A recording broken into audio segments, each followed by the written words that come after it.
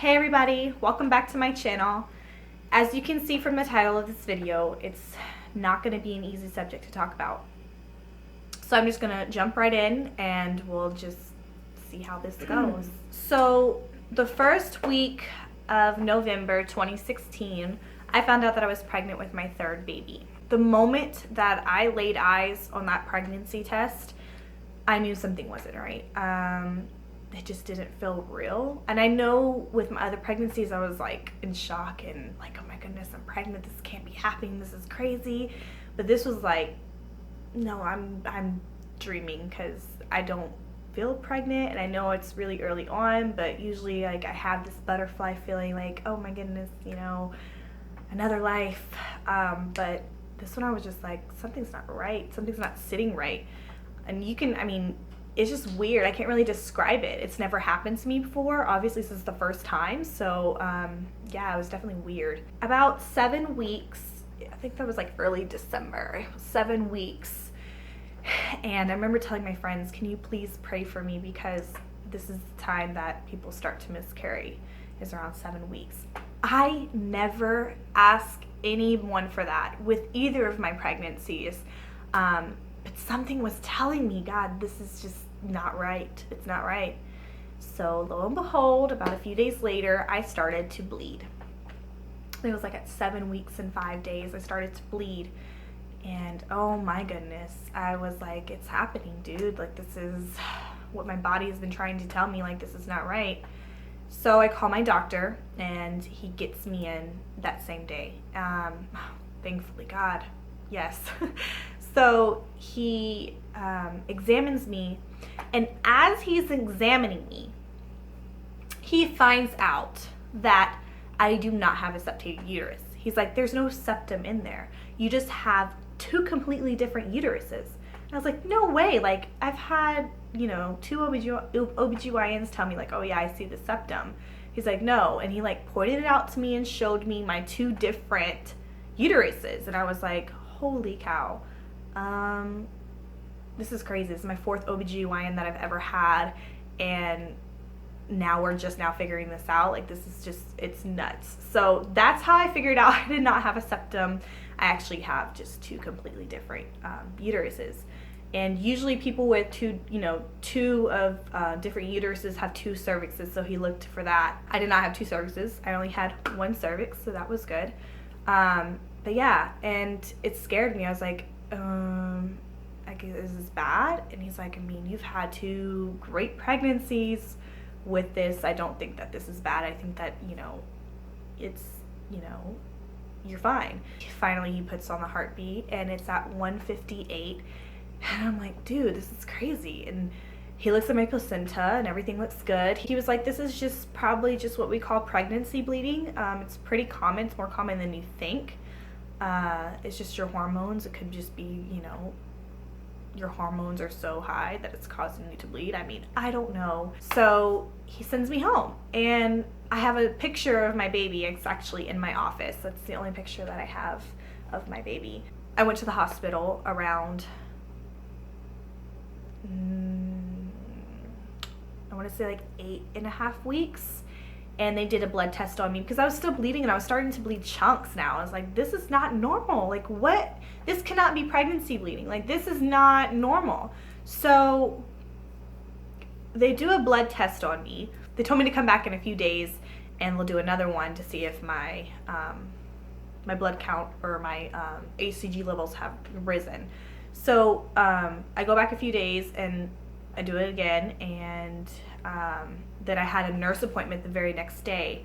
So I went to my nurse appointment and she had the results and she's like, yeah, they haven't doubled, and technically that's a myth that they have to double.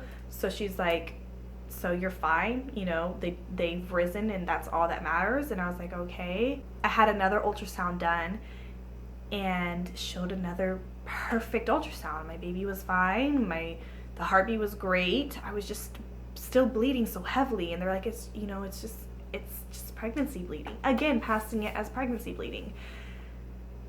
So my in-laws come in town for Christmas time, and we're having a great time, hanging out and relaxing. And as we were getting ready for bed on that Christmas night, I started feeling really, really, really bad cramps. More like contractions. And I started bleeding very heavily. And I just knew, I mean, how could you not, you know, how could that not be your first thought? But I just knew that something was wrong. I just knew that it wasn't right. So I called my best friend, and my best friend and my husband went with me to the hospital that evening. And as soon as I got there, they did my blood pressure and all my vital signs, and they found that my blood pressure was very low. I think it was low, or I can't remember. I think it was low, and it was just not normal. So they called me back to the room like right away, and they did blood work on me, and I was waiting for my blood work to come back. I just all that was going through my head was, this is it. I mean, there's nothing I can do, you know. I mean, I'm just gonna have to go through it, I guess, you know. So the doctor comes in and he asks me, well, what are your symptoms? You know, he sits down and asks me what my symptoms are, and I tell him my symptoms, and he's like, yeah, you know, it does sound like you're having a miscarriage. So and it sounds like your body's doing what it needs to do, so we're just going to send you home and let your body do what it needs to do. And I was kind of pissed off because he didn't bother telling me why he thought I was having a miscarriage, or to even like explain to me why he thinks that. So I had to ask him. I said, why do you think I'm having a miscarriage? What makes you so sure that I'm having a miscarriage? And that's when he goes, well, your HCG levels have dropped significantly, and you're bleeding very heavily. He's like, I could do an examination on you and just make sure that what you're passing is fetal matter. And I said, yes, please do the examination. And he leaves the room to go get the nurse. And I just remember looking at my husband like, dude, this is it. Like, there's nothing we can do. So my husband was like, he was being very positive. He's like, we don't know that for sure. You know, we don't know. Let's just wait to see what they find in this examination. So they come in, and maybe 30 seconds into my exam, you see the nurse and the doctor's whole face and demeanor just change into this just really cold, I can't describe it. I just knew something was not good. So the doctor goes, I'm really sorry, but you did miscarry. You just passed your baby. It was very tiny, and I'm so sorry for your loss. Pretty much just talking to me, and I just kind of zoned out and was like, this cannot be happening to me. Like, no, like this, I mean, I knew the whole time, and I know that I was thinking it, and I know that I was feeling it, but I didn't want to believe it, you know. I had an appointment set up with my doctor 2 days later. So I just kept it because it was going to be my 10-week appointment, but I just kept it because I had to see him anyways to make sure that there was no more placenta left in my my uterus, and to make sure that I was passing everything, you know, the way I was supposed to be. So I go in, and my doctor is he was very shocked. It was very surprising to see him shocked. He was like, this just doesn't make any sense. I mean, we're just going to make sure. We're going to be positive that you've had a miscarriage. I mean, I don't think he knew that I delivered my baby. I mean, I didn't believe it either until he did the ultrasound on me. And it wasn't really real to me or my husband until we saw the ultrasound with no baby in it. It was just so weird, you know? How can my everything, my uterus, my placenta, the baby's heartbeat, how could everything be so perfect and then one day it just be gone? I was very confused as to why this happened. My doctor starts talking to me and he goes, miscarriages are actually more common than you think. They happen to 1 of 4 pregnant women. I think it's 1 of 4, not 1 of 5. I think it's 1 of 4, he said. And I just, that's so heartbreaking. I never, really understood the way people felt after having a miscarriage.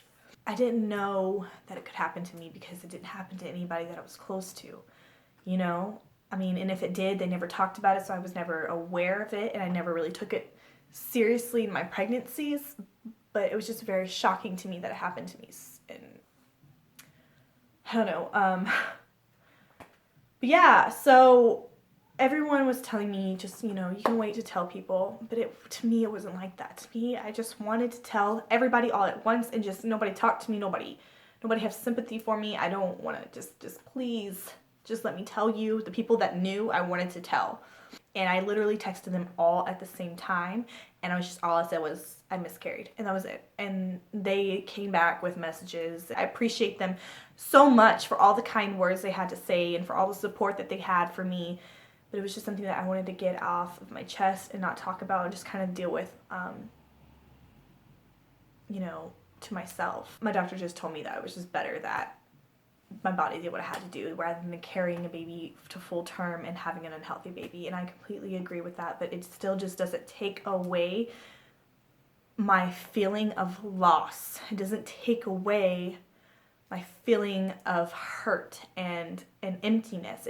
Nothing anybody could ever say could take away the way I feel right now. And I don't know if I will ever heal. I don't know when I will heal. I don't know how long it will take for me to heal. I mean, I have my days where I'm down about it. I'm just sitting to myself like,